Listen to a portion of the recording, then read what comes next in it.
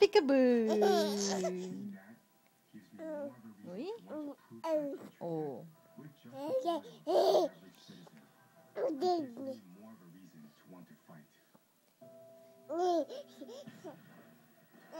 While some army divisions fighting in Europe are filmed in color, the Overseas Combat Action of Kanaya's 442nd Regimental Combat Team is filmed in black and white.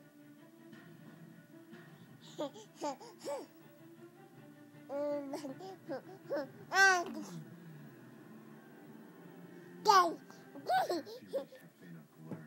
Daddy. Crossing the Mediterranean, jumping on trucks in Marseille, sleeping on the side of the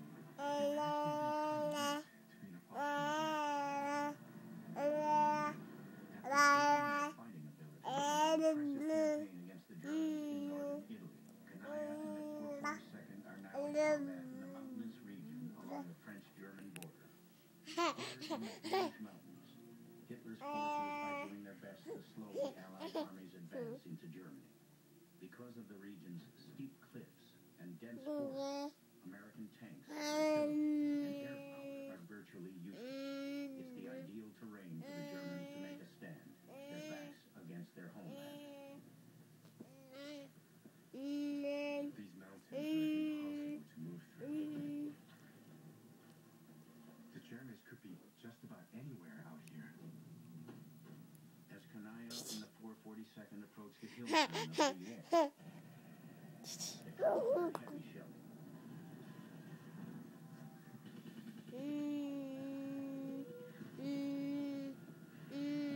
After 3 days of vicious fighting, the air falls to the men of the 442nd. But they get no time to rest. The colonel says that another battalion is trapped on the other side of the mountain from us. We've got a lot of wounded who need to be evacuated. So I grabbed No. The path is treacherous and thick with trees. It makes me a bit nervous. This kind of terrain makes it easy for the Germans to hide. After struggling over the mountainous trails through no man's land, Kanaya and the 3 medics arrive in Bifontaine. There, they find more than a dozen wounded men, 7 of them on stretchers.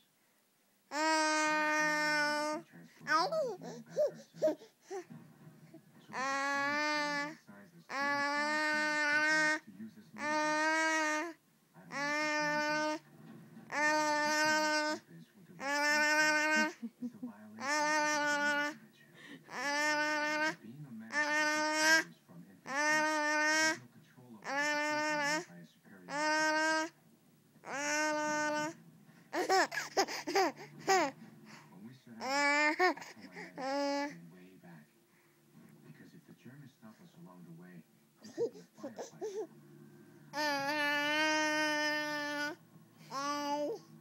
High five. High five. High five. High five. High five. High five. High five. High five. High five. High five. High five. High five. I'm Mike Wolf, and I'm Frank Press, and we're pickers. Let me bust it out for you like this. You're at Restoration Hardware on a Saturday, okay? If you like to head over to any compromise or forced compromise. Well, there's the rub. I'm not sure which one. I mean, I think we had the vote tonight on what was going to happen afterwards. It does seem to be a recipe for gridlock. Having said that, nobody really has a vested political interest in this. The president needs to get something done, and Republicans need to get something done, because the truth of the matter is that most voters don't like either one of these parties. So, in the end, if 2012 is going to be about who they hate the least, it's going to be an even uglier election than it is now. So I think that there is a vested political interest in these parties getting together. I just, the Tea Party element, I think, puts the element of the unknown in there on how that's all going to work when they get together with more mainstream Republicans. I think that there will be some things that they can get together on. But on the major issues, immigration reform and energy reform, the two things the president says he wants to do, that's going to have to be a lot of compromising. And right now, before the election is not when they want to discuss compromising, that's for sure. David, in 1994, Republicans swept in, and Clinton was a dead duck. 2 years later, he won in a row. He was. He was back in Can Obama be a Clinton? Yes, but it'll be tougher, Larry. With Bill Clinton, the economy was in strong shape, and those next 2 years were good economic years. The next 2 years promise to be very, very rough economic years for President Obama. Bill Clinton, as we both know, and Candy knows even better, that Bill Clinton was an extraordinarily nimble president. He loved deal making. He loved the sort of getting down in the weeds with other politicians and dealing with it. It's not clear that Obama is very comfortable doing that.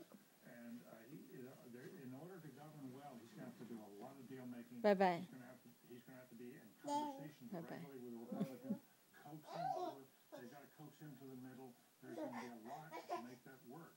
And there's going to be a temptation, Larry, in the early days after this election, when he's wounded, there's going to be a temptation on the part of some Republicans to say, there's blood in the water, let's go get him. Let's finish him off. As Mitch McConnell has said, right, Candy? Well, he did in fact say that the top priority was to make sure that this could be a one-term president. And it's that kind of rhetoric. And in fact, I talked to some Democrats about this and said, do you really think Boo-boo, you're too that close. if this election turns out the way you believe it is, that it's some message for voters? Yeah, that's Obama. Gridlock in Washington, because I don't think, and the exit polls will certainly tell us more about this, but that's really the message that's coming from the American people that we at least see in the polling before the actual voting. So I think that everybody has to be careful not to overinterpret the results for themselves. The Republicans and the Democrats, they always overinterpret. Here's a mandate, here's not a mandate.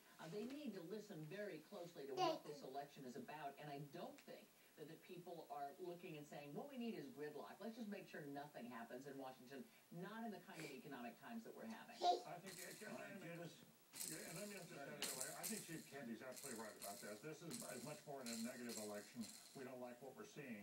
Republicans, as Haley Barbour said earlier tonight on CNN, are going to have to earn the trust of Democrats. But I want to say, to offset, the John Boehner, I think, was wrong in saying the most important thing is to, or Mitch McConnell said this, to bring down or make sure he doesn't have a second term. But equally so, what President Obama said, well, the Republicans, and talking about a Republican victory, they can come along for the ride, but they've got to sit in the back seat. That also is an invitation to gridlock. He's got to make sure they ride shotgun with him if he really wants to govern the next 2 years. Candy Crowley and David Gergen, two of the best in the business. You'll see them all tomorrow night. See lots of them. Thank you. And by the way,